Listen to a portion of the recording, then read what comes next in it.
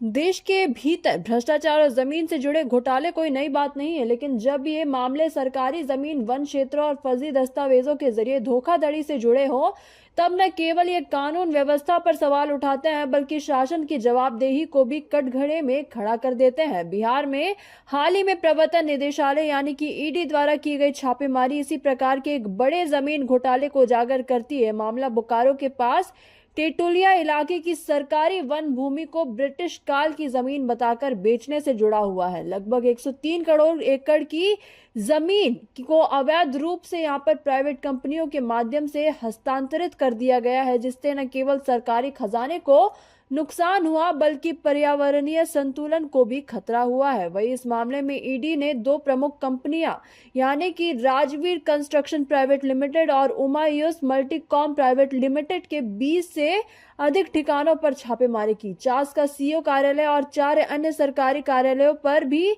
तलाशी ली गई, जहां से कई जरूरी दस्तावेज और डिजिटल साक्ष्य बरामद हुए हैं। यह घटना केवल प्राइवेट कंपनियों तक सीमित नहीं है, बल्कि इसमें सरकारी तंत्र की संलिप्तता की भी आशंका जताई गई है। वहीं इसी के साथ साथ जमीन की खरीद बिक्री जैसे मामलों में जब सरकारी कार्यालयों से मिली भगत सामने आती है, तो ये पूरा जो भी जितनी भी प्रणाली है, इसकी पारदर्शिता पर सीधा हमला होता है।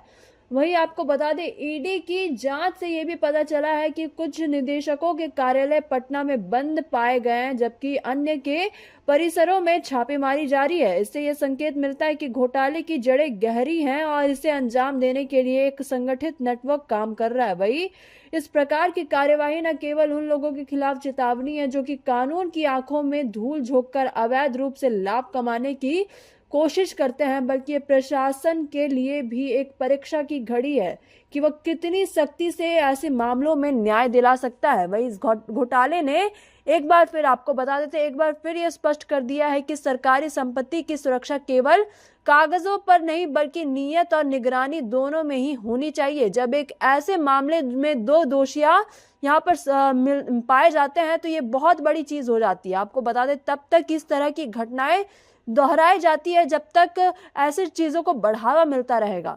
वही उम्मीद की जा सकती है कि ईडी की कार्यवाही आने वाले समय में एक उदाहरण बनेगी और ऐसे भ्रष्टाचार के मामलों पर नकेल कसने का मार्ग प्रशस्त करेगी। Bureau report, city post live.